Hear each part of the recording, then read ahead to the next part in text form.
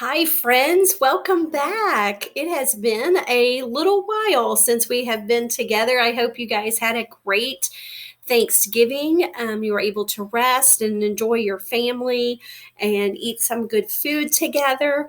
And I am so glad to be able to be in your home and start your lesson today talking about main idea and key details. I think trying to find the main idea and key details in a passage is really kind of fun.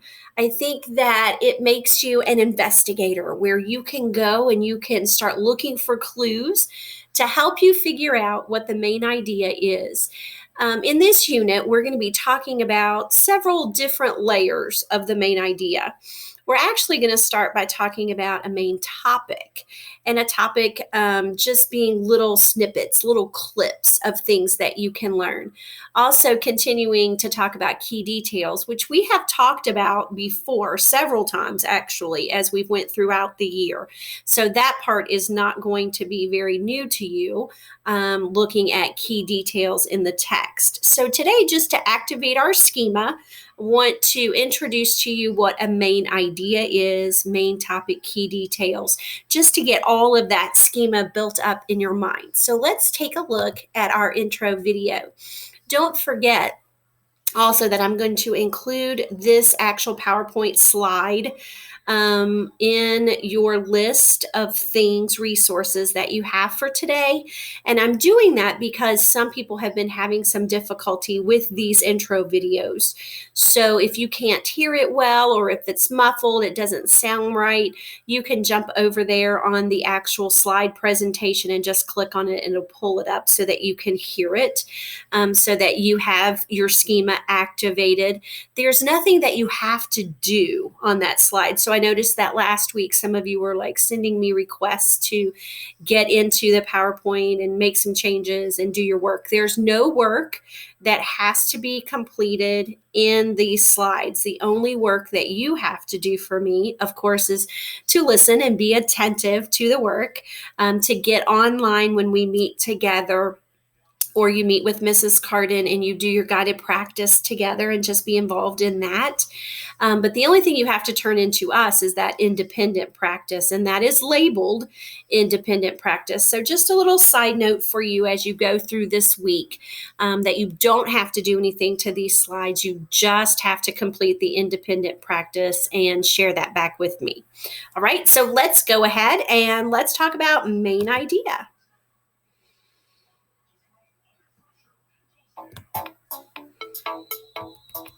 Hi eSpark readers, in this video we are going to learn about finding the main idea. The main idea is what the passage or book is mostly about. I just came from one of my favorite places, the library. I checked out some nonfiction books that the librarian told me were brand new. I started looking at them and was thinking, I wonder what these books are mostly about.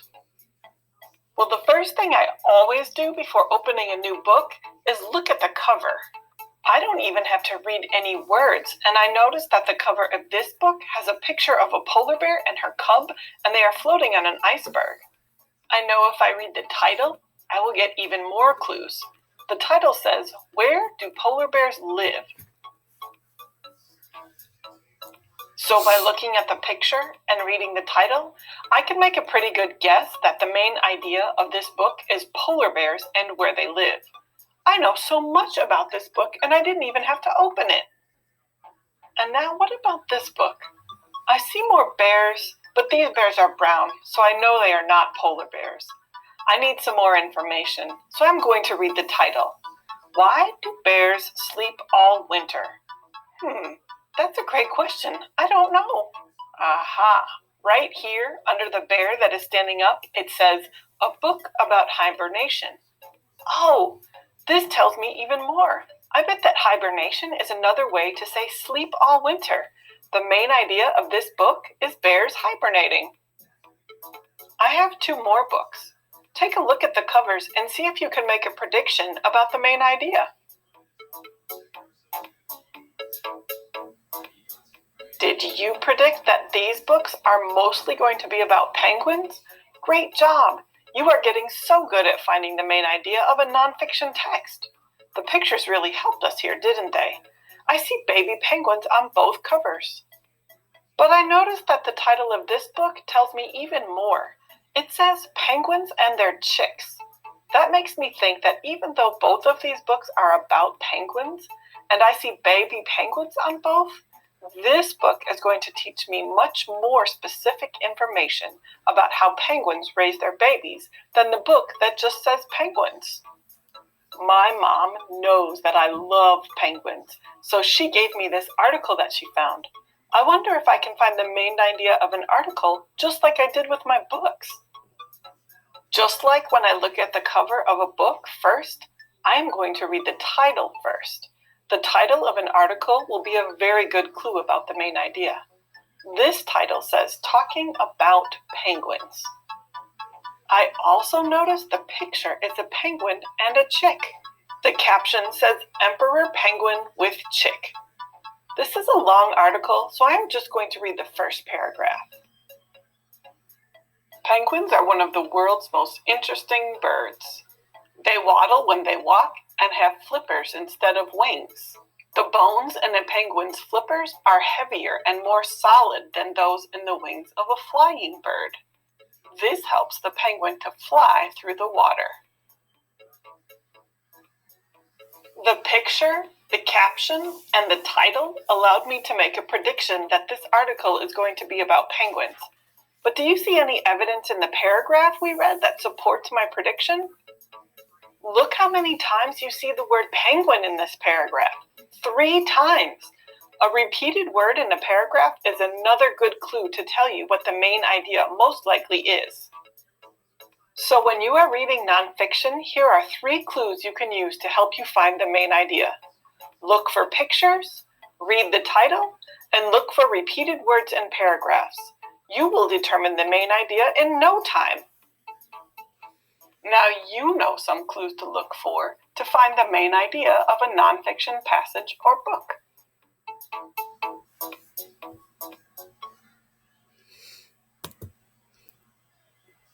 That's great. So she did show us already some clues and tips that we can use to find the main idea of a text as we start our unit together.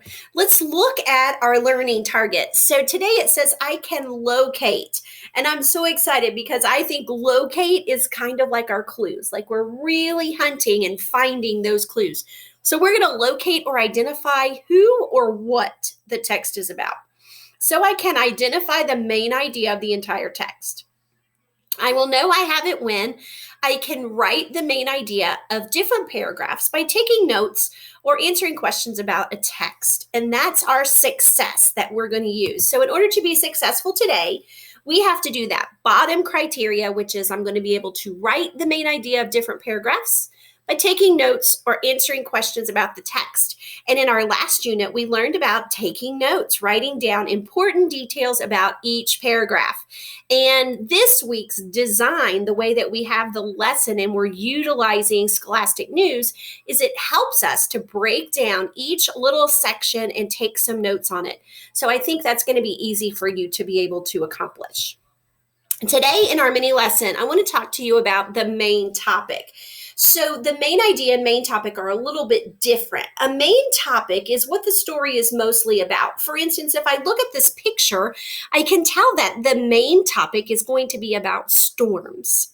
It can usually be identified in just a few words, maybe even just one word like storms, or a couple of words like storms are bad, or lightning in storms. It's supported by key details within a text. So there are supporting details that are going to teach us about the topic.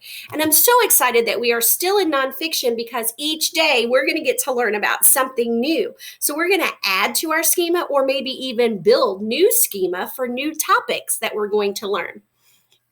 Also, I want to use this anchor chart to show us that good readers can identify the main idea by using clues. Just like we said, we're going to be investigators and use clues. The first one says, what is the text mostly about? So we might have different things going on in the text. We might be learning about the polar bear's babies. We might be learning about how the polar bear lives. We might be learning about blubber. But what is the whole passage about? Well, of course, it is about polar bears. We're also going to look at the titles and we're going to look at the headings. And we know that headings are just those little mini titles that help keep our paragraphs organized, which we learned in our last unit. We're also going to look at the pictures and make sure that we understand what the picture is about and read some of the captions on those pictures. Sometimes the main idea is stated in the first sentence or the last sentence. So that's a clue for us to always read and focus on the first sentence and the last sentence. And then, of course, it says look for clue words that are repeated often. So words that you see over and over and over. And really, this is kind of an overview of our whole unit. We're going to be breaking down each section of this to help us gain knowledge on how to find out what the main idea is about. So now it says, what is the text mostly about? So one of the very first clues that you can use is what's the title? What is the title of the story? What is the main heading of the story? Number two is what do those headings say about the text? And we're going to use some examples today as we go through our scholastic news. What words are repeated over and over? Do you see polar bear in this article 500,000 times, or really maybe just 5 times? Or do you see polar bear babies written out a lot? So that just kind of tells you, okay, that's what this is really about. Also, we just talked about look at the first and last sentences, which we talked about on our poster. And then, of course, in our thinking, we need to always ask ourselves, what is this passage mostly about? So today, for our guided practice, we're going to look at a passage called The Volcano That Stopped Summer. Now, I can already use some schema without looking at the first picture. I can use some schema to know that I know what a volcano is. Mrs. Royce taught us about volcanoes. She showed us about the explosion of a volcano. And we know that sometimes that happened. But the confusing part for me right now is the extra part that the title says, The Volcano That Stopped Summer. So in my mind, I'm thinking already, did the volcano explode and they all had to leave their town and so they didn't get to have a fun summer? But I don't really know for sure what it is about. But I do know that I can look at the picture. So I'm going to go ahead and share with you the first page of your picture. It looks like this. It says the volcano that stopped summer. Now, do you remember last week I showed you this little magnifying glass? So we're doing clues and we're going to actually use this magnifying glass to blow up our text a little bit. So hopefully that will help you be able to read it. So try that out on your computer and see if that helps you when you do your independent practice, if you need to blow it up so that you can actually read it. Now, don't forget, we have this bar that goes up and down, okay, so that we can read it. And we have a bar sometimes when we get so big that'll go side to side that we might need to blow it up a little bit more. So I'm going to blow it up. Okay, there we go. We're going to blow it up to the 200 so that I can slide that over a little bit. And I can get down here and actually read these words. So it says, a volcano that stopped summer 200 years ago, a volcano called Mount Tambora erupted. All over the world, the weather became cold and stormy. In North America, people called it the year without a summer. That already sparks my interest to know, okay, I've got to learn about this. I have no idea what this is about, but I'm really intrigued and really want to learn about it. So, of course, we do have the questions that we can use to take notes. So my first question says, read the section, a volcano erupts, and then stop. And then we're going to talk about the question, when and where did Mount Tambora erupt? So in my mind, as I'm reading, I can think about when and where did it erupt. Let's go ahead and let's jump into a volcano erupts. And let's start doing some reading together. And Mrs. Steck's going to be able to read this with you since it's our guided practice. It says, the year with no summer.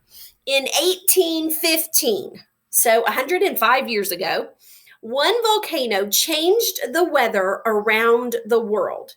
And it says, as you read, think about different ways the volcano changed the weather. So the first part says, imagine that it's the first day of summer. Okay. You've been looking forward to playing in the warm sunshine and you can't wait to go for a swim.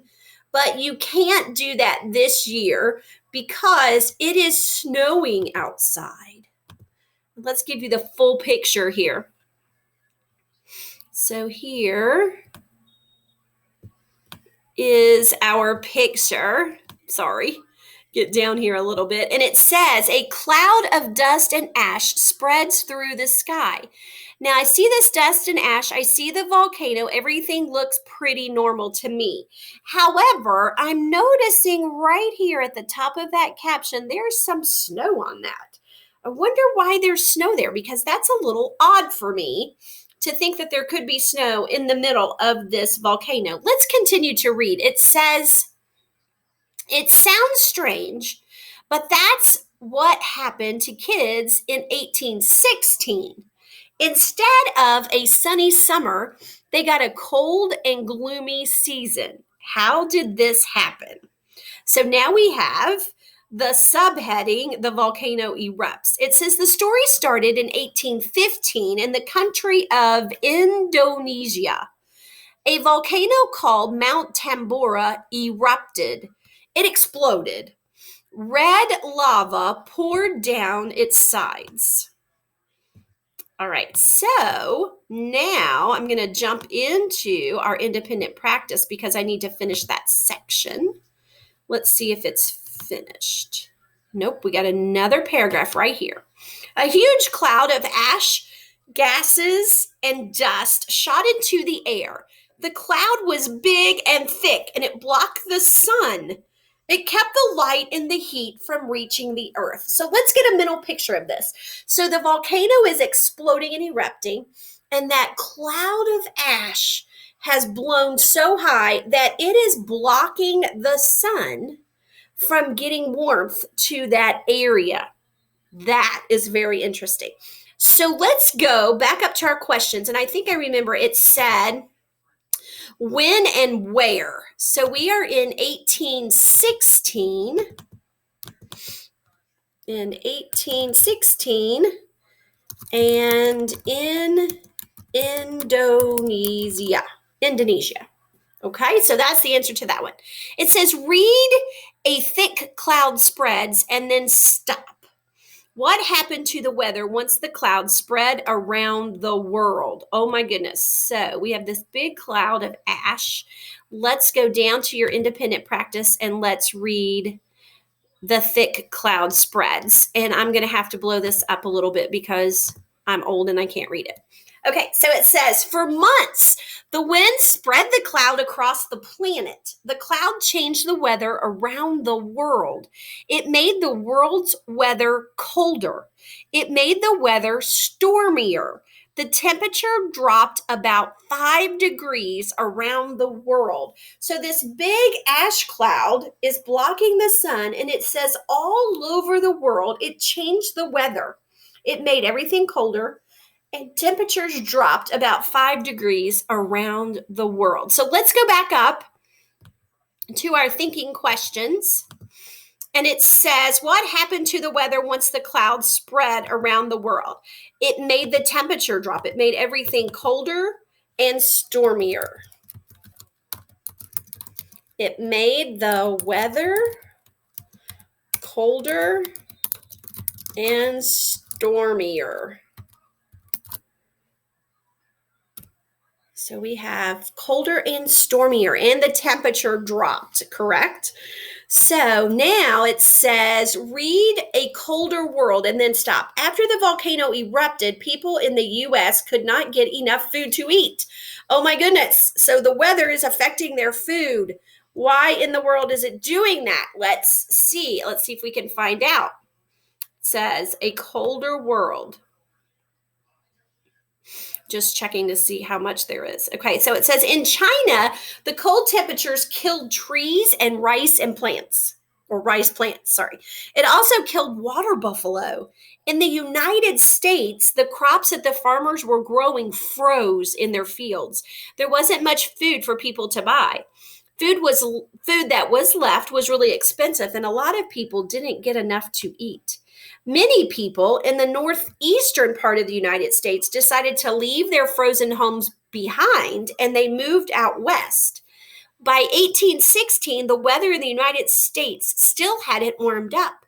It snowed in June. It snowed in June. So when everybody's supposed to be going and swimming in the lakes and the creeks back then, it was snowing. It said on 4th of July, so 4th of July when they're doing their parties, it was so cold that people had to stay inside and sit by the fireplaces. People called 1816 the year without the summer. Oh my goodness. So this one volcano cloud has changed the weather for everyone. It snowed in June. That's crazy. And we might be having a little snow outside today, getting a little colder temperatures. So let's go back up to our questions. And it says for number 3, after the volcano erupted, people in the U.S. could not get enough food to eat. Why? Why could they not get enough food to eat? Because they couldn't get enough food because the crops froze and there was little food available. So the crops were frozen and there was little available. So when we get together for our guided practice time in just a little bit, when we get online, we are going to answer number 4, and we're going to read a surprise invention on number 4 as well, so that we can answer that together. So make sure that you have finished reading the article so that we can read that. Now, when you go into your independent practice today, you are going to get this last page to read or reread. Don't forget, if you pull it up and it looks like this and it's too small, go over and blow it up a little bit so that you can read it. But I do want you to spend some time reading this again. I have read it to you, told you some of the words that maybe you weren't sure of. I want you to go back and reread that section for your independent practice. Also, for independent practice today, you're going to have some questions to answer about the article. Again, if it's small like this, go over and blow it up. Just click that and go to the 200, and it will blow it up for you. Now, you will have to toggle over here up and down in order to see all of your questions, okay? So you're just going to hold one finger down on your mouse and then go up and down just to be able to answer those questions. Now, to answer your questions, you're not going to be able to fill in these circles, but I have included, if you click over here in the bottom of each question, there's a box that will come up and you will be able to type which letter you want before you send that back to me. Now, something a little different that I have added is I have added our reflection chart. So it says, today as a reader, I learned, and then I've included a text box. So I want you just to write a sentence of one thing you learned today.